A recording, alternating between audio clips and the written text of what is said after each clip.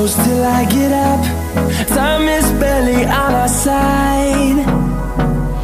I don't wanna waste what's left.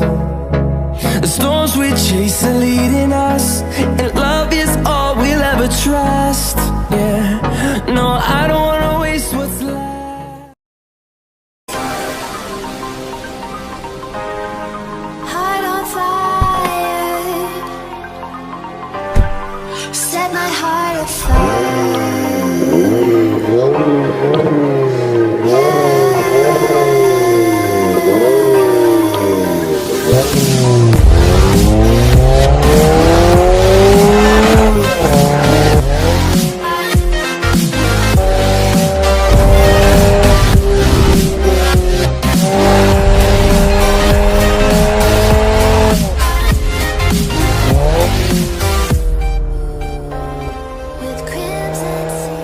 How you doing, guys? Welcome back to the channel. My name is Jenner. For those who are new, thank you guys for tuning in.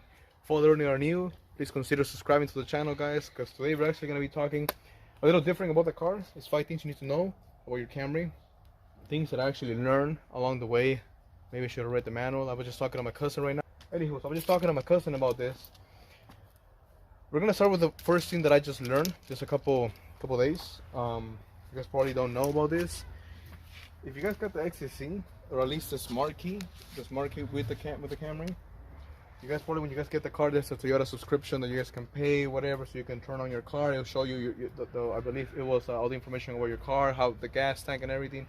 After a year, because I think they give you I think it's a year top, that's free, and then you gotta pay for it. Here's the thing, guys. I went to Toyota.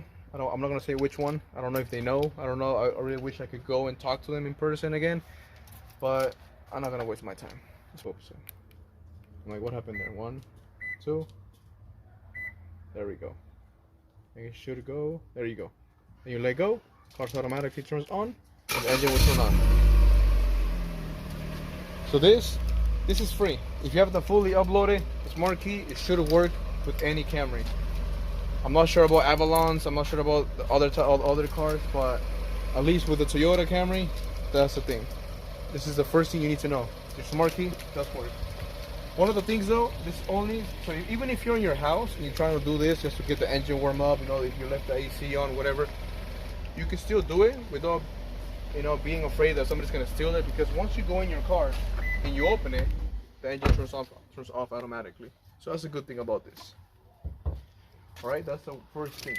Second thing, and I don't have this right now, but there's an Amazon. I'll put the link down below. Let me see if I can find it actually. But you can reprogram your key, so when you press twice on the unlock button, your windows will open, including your sunroof.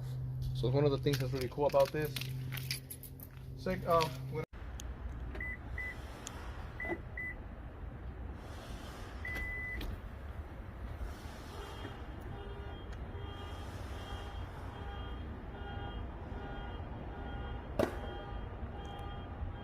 The other thing, the door handle.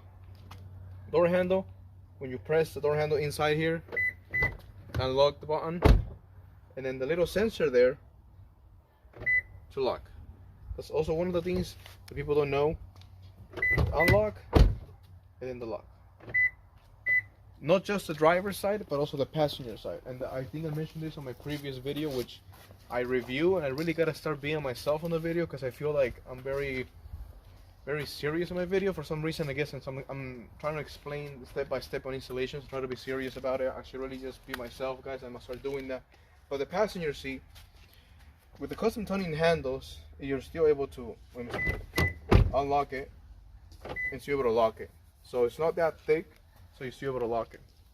That's one. I guess you can see that's the second thing that you should know about your car.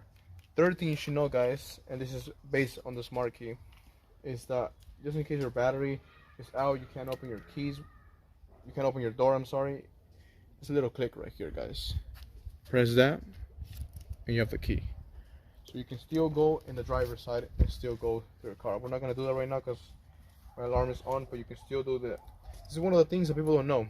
I have a smart key now. What do I do if the battery runs out? You still got your original key in there.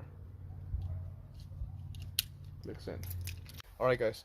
Fourth thing on the list, I guess we'll consider that 1, 2, 3, The fourth thing on the list, guys, and this is something that actually a subscriber, a follower, a friend now that I met on the last West Coast meet, he told me that he got his stock tires. He sold his stock tires. He got new rims of Fitment Industry. They recommend the sensor. You know, the word pretty much with the you know, you're able to check the. This is pretty much a sensor. This is pretty much what pretty much your car reads inside for the PSI, you know, or air, however you guys want to call it. Here's the thing, guys. You guys don't know about this. This happened to me. I probably should have done a video a long time ago. I thought maybe it was just my car, but it's been on the two cars, my SE and my XSE. You guys need to keep in mind that when you guys swap to new wheels, new rims, you need your stock sensors.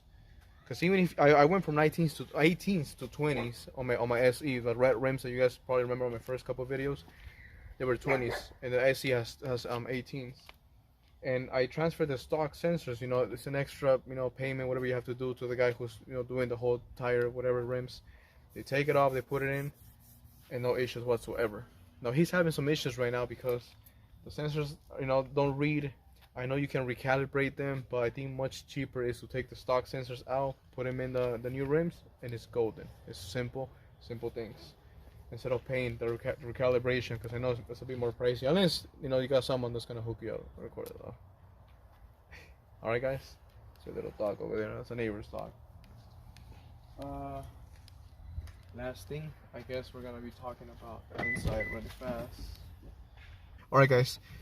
The first thing that we're gonna talk is, it's not a detail. It's kind of like I guess you can say a little advice. How to pedal shift properly. If you guys are, you know, getting the steering wheel, this car is fancy, guys. Let's be honest. It has the moon roof. It has everything it needs. Pinky, guys. Pinky. You're driving. You can still hold with your 3 fingers, 4 fingers, and the pinky is right here to shift. If you have, hopefully, I don't think my fingers are long. Not that long, but you can definitely shift like this. Downshift and even an upshift. So that's just a little advice for all of you guys. I think that's pretty much. Guys, so I forgot a huge little tip that I actually just found out as soon as I was doing this video. Maybe I was editing on my second day and I forgot. I literally just pressed the button and then it happened. So this is how, let me turn this light off. There you go. So this is pretty much how you open your sunroof, you know, either the I was gonna say the visor for a second, or the glass, whatever, you know. But if you go on your right side, right here, and you press the top, but actually you don't slide it, you actually press it, this happens. It opens just halfway already. I mean, turn the flashlight on. It opens halfway and just a little bit up there. So instead of measuring for the photos and stuff, you can literally just do this. It opens just a little bit, just enough and good enough for maybe a quick photo or something. Although it's not that noticeable, but it's perfect for driving, you know.